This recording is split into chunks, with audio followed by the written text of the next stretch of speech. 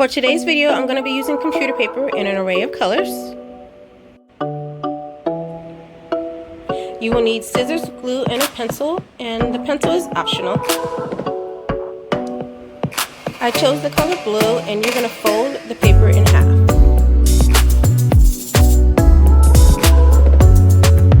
After you fold in half, it should look like this. Then you fold in half again.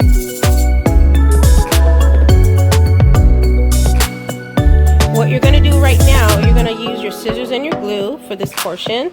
And as you can see, I have marked off where I want my glue to be because I do not want the glue to go all the way up the paper, so that way I won't be able to cut. Glue is now on. I'm going to fold in half, leaving that space so that way I can cut it later.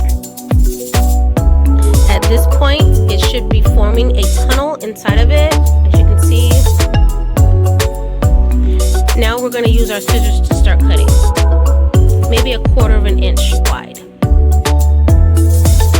As you can see, I've already cut my piece and they're about 1/4 of an inch wide. This will be for the outside of the flower. At this point, you're going to grab your extra paper that you had left over and you're going to fold it in half like you did the bigger part. This is going to be for the middle of the flower. So you're going to do the same steps and you're going to glue along this edge here. Leave it about 1/4 of an inch of glue, and then you're going to make a tunnel with it, just like you did the big one. Now you see I've created my tunnel, my small tunnel, and now I'll be cutting it at maybe 1/8 of an inch wide. Now that I've cut it 1/8 of an inch wide, now you're ready for assembly with the other half of the flower.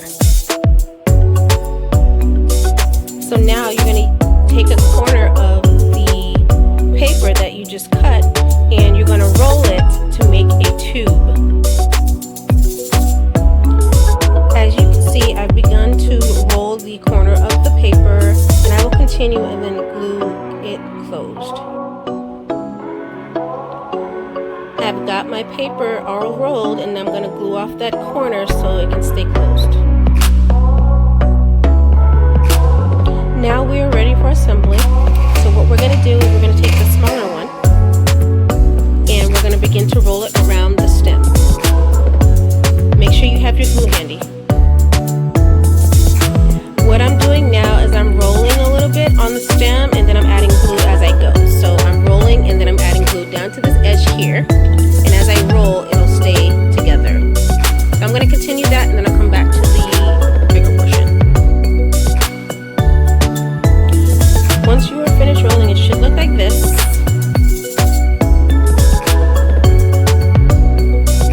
Now I'm going to add the bigger portion of the flower.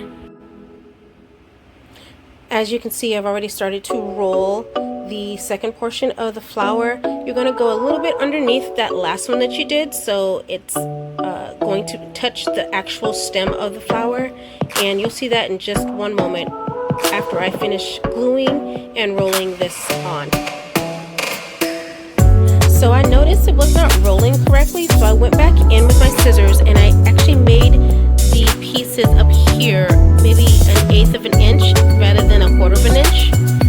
It wasn't spacing apart the way I wanted it to, so I went in and made them smaller, and you'll see that in just one moment as I started rolling.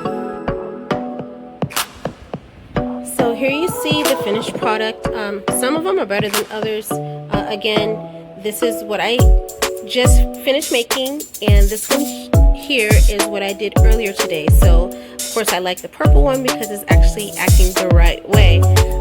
Again, you don't have to put a stem on it. You can put it as decorations in your room, or make a wreath out of them.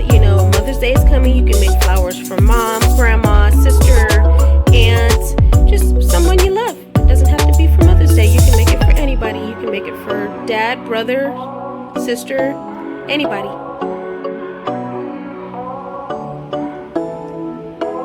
Okay, this is my last one, and I just wanted to show you that my 8-year-old was able to do it. She was following along as I was doing the tutorial, so she was able to do it, and she actually had a pipe cleaner laying around, so she added a pipe cleaner. But it is possible that you can do it a wonderful day. Come back soon.